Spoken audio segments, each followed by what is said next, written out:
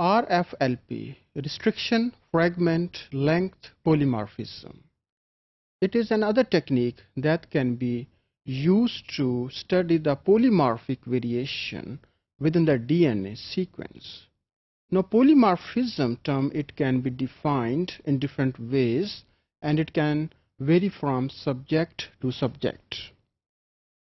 Now, as far as the course of genetics or molecular biology is concerned, it is mainly dealing with the variations in DNA sequences. That the variation may be in single base pair in a particular sequence while comparison, or it may be due to indels. Indels mean a particular DNA sequence it has deleted or added.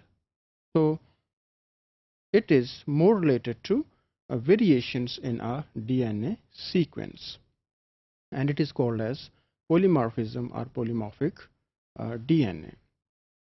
And such differences within a genomic DNA we can study by using RFLP technique, that is restriction fragment length polymorphism. Why the name restriction it is applied? Now we are going to discuss.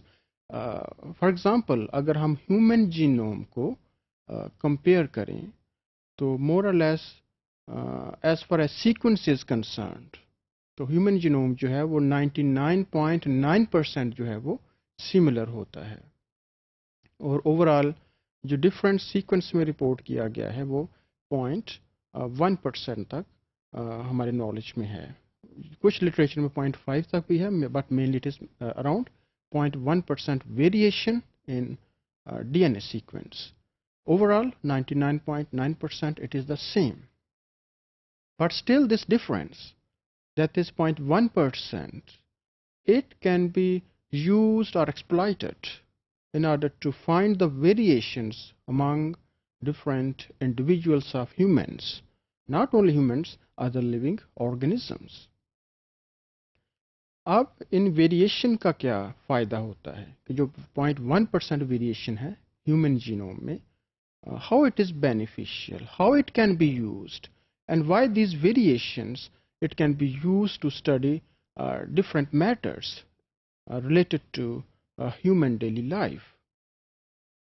Suppose 0.1% variation is there, and it may be that 1000 base pair may have one nucleotide change.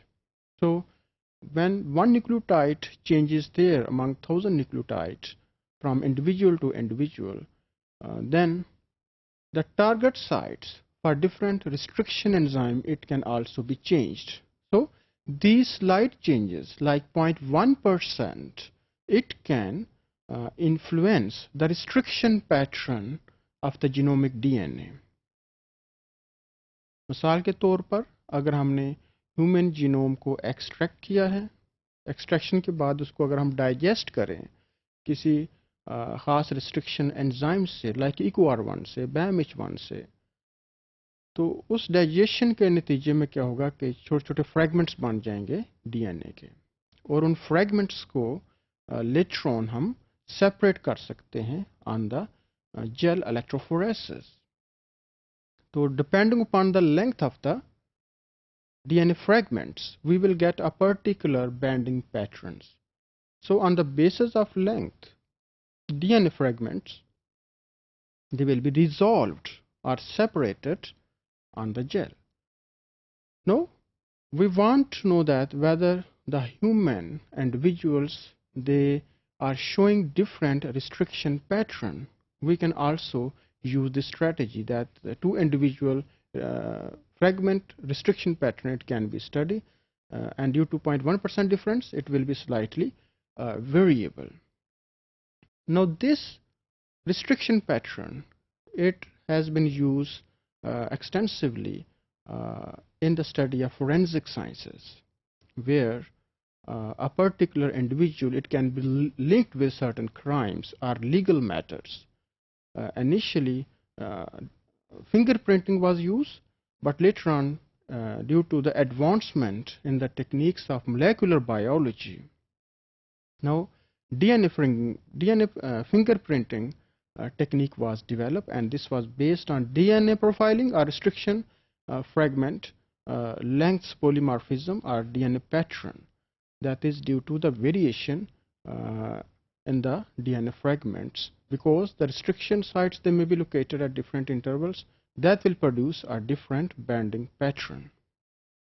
Now, how this technique it can be used in forensic sciences, although we will discuss this application slightly later on, but here I can introduce the brief outline. Now suppose we have some suspect that may be linked with certain crimes or legal matters, and we have extracted the genomic DNA from the suspect, and after extraction it can be cleaved with certain restriction enzymes in second step, so that after restriction we will get a number of DNA fragments, and these DNA fragments it can be separated by agarose gel electrophoresis. And in the next step, when the DNA fragments are produced, they can be resolved on the gel, and it can be compared with different markers.